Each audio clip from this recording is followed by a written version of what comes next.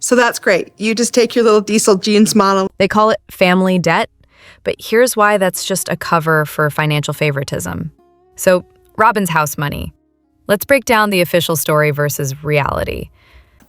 Robyn's money from her house paid family debts. Kody claims the proceeds from selling Robyn's Vegas house went toward family debts. Sounds reasonable, until you remember the family money that bought that house didn't come from Robyn. With the way that my credit is now, I am not going to qualify. I have a bunch of old debt that's in collection. She entered the marriage with debt, no job, and no credit, yet still ended up with a fully funded Vegas home.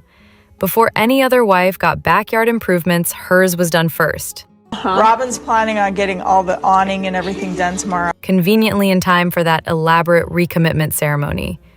When the Vegas house sold, the profit, plus more family funds, went straight into Robyn's current mansion. The formula looks like this: family money, plus family profit, plus more family money, Robyn's private estate. My credit score up to like a 600 is what the loan officer said. Also worth noting, family funds paid off debt from her first marriage. Family funds supported 3 additional children. To Robyn to help purchase this house that she's in currently. Janelle and Mary contributed to the down payment on her first Flagstaff house. More family funds covered various purchases, trailers, jewelry, and investment art that, by coincidence, only hangs in Robyn's home. Yet all of this is still labeled family debt. Robyn's kickback from the house went to other family members. In practice, anything Kody and Robyn buy is considered an asset, while any burden is assigned to the family. In Kody's mind, the family essentially means him and, by extension, Robyn. I mean, I'm kind of in the middle of this separation from Kody and from the family. He's even reframed Christine's departure as leaving the family, when in truth, she left him. This framing conveniently shields Kody and Robyn from accountability, while ensuring they benefit financially. And since then, Robyn has bought a house. Meanwhile, the other wives and their children absorb the costs that built Robyn's comfortable estate. Janelle just said the one thing Kody never wanted to hear, and she said it on camera. So that's just fantastic. So that's great. You just take your little diesel jeans model and just go live happily ever after. Janelle drops her diesel jeans model comment like it's nothing and we're all supposed to carry on. Is this growth, or has she always had a permanent shortage of Finifex to give? She's direct, slightly detached, and completely unbothered. We went through all the starving years when I was holding my bra together with diaper pins. And then there's her point about Robyn not being around for the hungry years. Those years weren't pretty, especially for the kids, but a little karmic tightening of the purse strings for Kody and Robyn wouldn't be the worst thing. Imagine Kody making Robyn pawn that necklace he just gave her to make rent, or hosting an estate sale to pay for Ari's wedding, because she's the one child who could blow past the TLC budget and actually force a second mortgage. It would be interesting to see Robyn's adult daughters step into the real world and work, using the degrees the family pot funded. It's safe to say they do not have the skills to thrive outside the Kody dome. Brought to you by Diesel Jeans and My Sister's Closet, also known as Some Psycho's Wardrobe. They're like 2 Kimmy Schmidts, just emerging from a bunker. I mean, the only assets I have are what were Robyn's assets. And the nerve of Kody, insisting the others don't deserve Robyn's assets, as if the down payment didn't come from the shared fund. Oh, and Robyn doesn't want to sell Coyote Pass? If the other 3 wives decide to sell, that's the end of the discussion.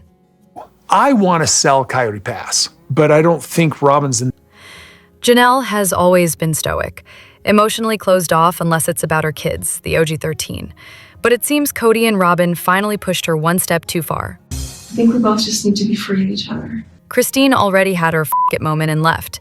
Now Janelle's there. And so currently we purport. The last step is Mary realizing her marriage to Kody and friendship with Robyn were both just for show. Janelle is direct, low maintenance, and adventurous. Hopefully, she finds someone one day who shows her what real love is. I would really have to go do one of those crazy wilderness things where you Because what the 3 original wives had before was nothing more than psychological abuse from a narcissistic partner. And yes, moments like this are pure gold. When I was holding my bra together with diaper pins and we were broke as... Calling out Kody's diesel jeans model favoritism was chef's kiss.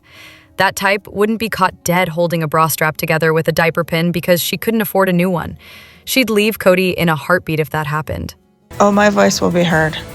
I will no longer be silent. Kody is likely losing his mind now that he can't stop them from speaking out.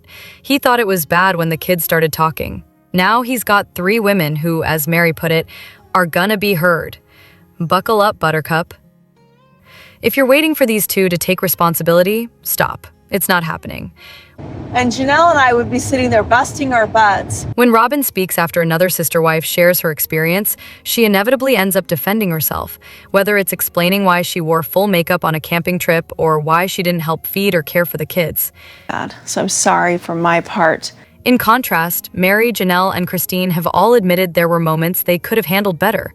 Robyn, however, appears unable to name a single instance where she might have done something differently.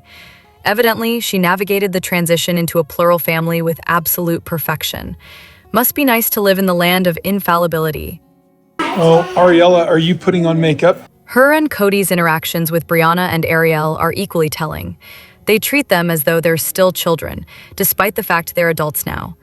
At one point, Brianna even cut Kody off mid-sentence at a restaurant. Pure, I've heard this monologue enough energy. I put the business on hold, but the cart's not disabled, so people sometimes sneak an order in. Accountability is in short supply. Robyn blames strangers sneaking in orders for issues with her fully functional website. Kody has never accepted responsibility for the collapse of 3 out of 4 marriages. Together, they've mastered the art of creating problems and then feeling wronged by the fallout. Robyn once said she looked around and thought they were really screwing up when referring to the family, yet she didn't include herself in that assessment. So she noticed the problems and simply let them continue? A single shred of ownership from either of them would be a revelation, but both seem allergic to the concept. It's a pattern. The others have taken responsibility at times, but Robyn, never. Not one instance.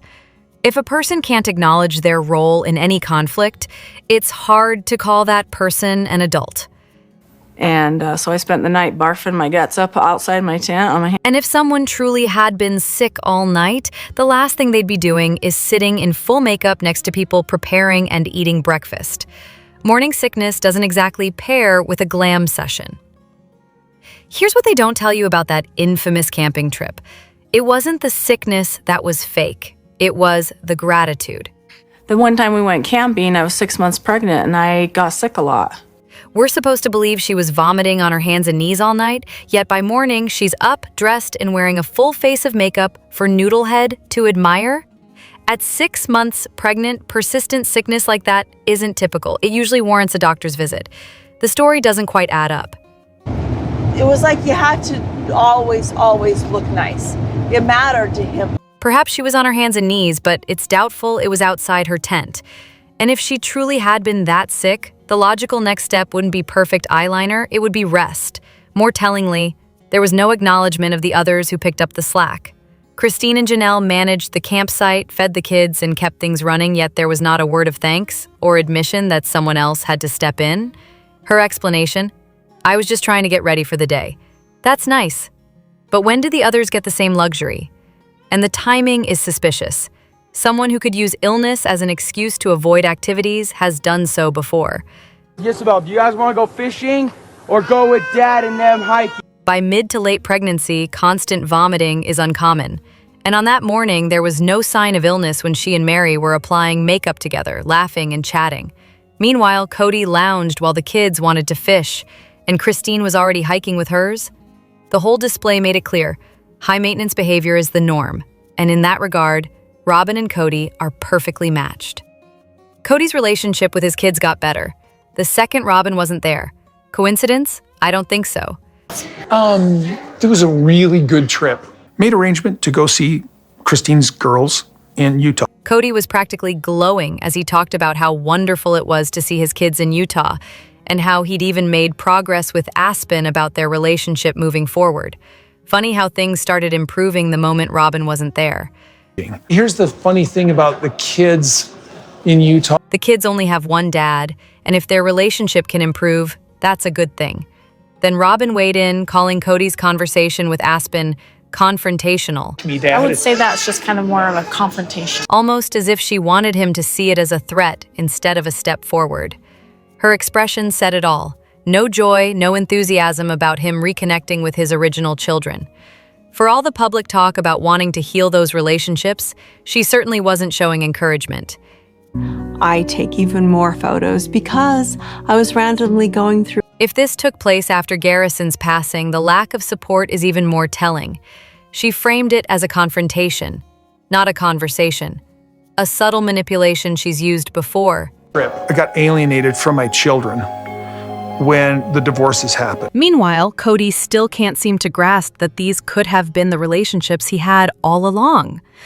Instead, he blames the mothers for not protecting the privacy of broken relationships on a TV show where he spent years tearing them down. The children can see that. They know he hasn't changed. But when they're adults, yeah, they do. I'm not going to reach out forever. Children benefit from having a relationship with their father, but that requires the father to grow. Kody's ego remains the biggest barrier. I know, it's because Robyn says that she can speak Kody, and I'm like, bull.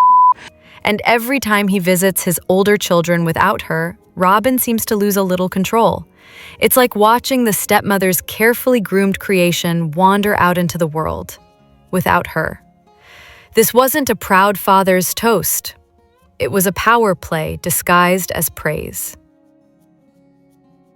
Did anyone else catch what I'd call Kody's backhanded compliment to Aurora about her baptism and joining her church?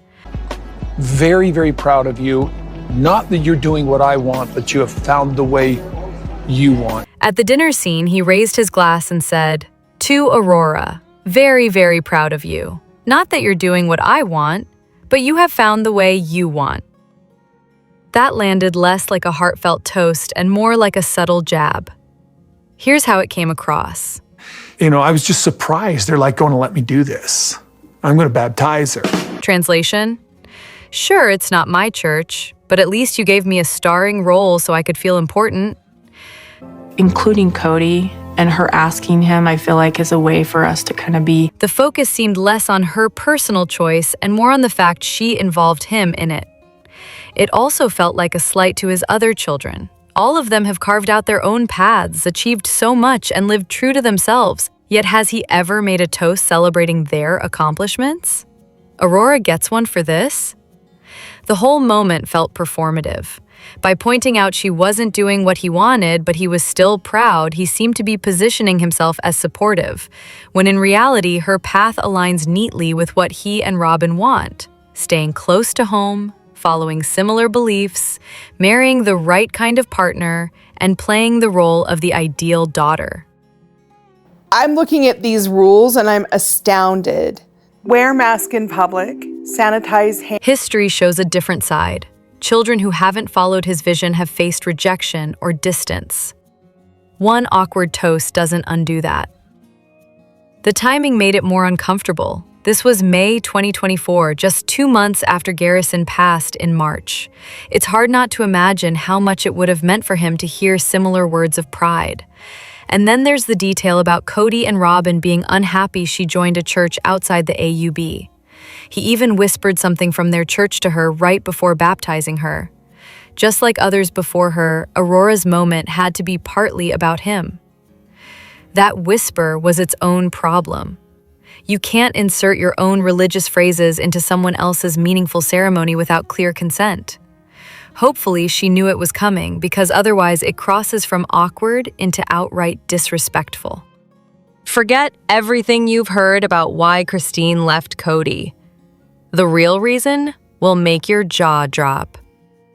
She's not taking into consideration that Truly had kidney failure when she was 3 years old.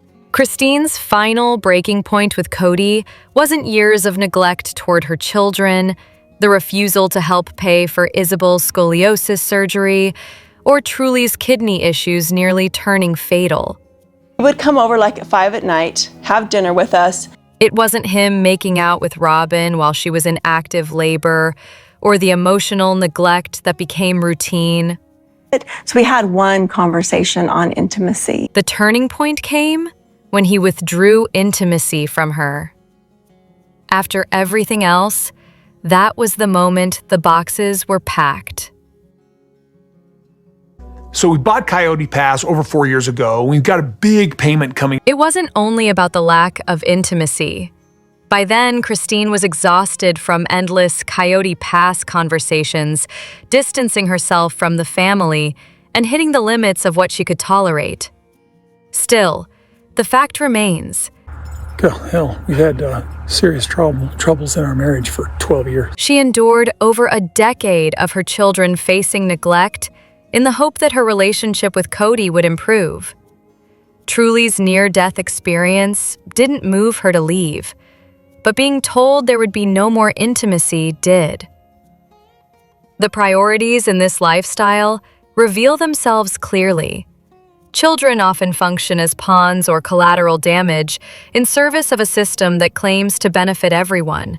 And my boys are pretty much orbiting Christine. The father's main responsibility is producing more children, while the wives shoulder the burden of keeping the family together, even at the expense of their children's health and well-being. Healthcare for half the children remained out of reach, even while money flowed toward weddings, recommitment ceremonies, and vacations. I have adopted the faith that embraces that lifestyle. Religious conditioning plays a major role. In an environment where unhealthy parenting, poor partnership, and careless use of resources are normalized, it can take years to recognize the dysfunction.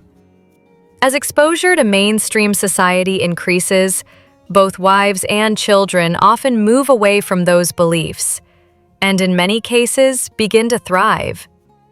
When better is known, better can be done, though some cling to the old patterns. Honestly, Isabel's surgery, I realized how independent I actually could. Christine has stated that during Isabel's surgery, she realized she was finished. Kody's declaration that there would be no more intimacy confirmed that he was finished as well. Years of heavy burdens had already been piled on. That final rejection was the straw that broke the camel's back. Want more? Tap subscribe. See you next time.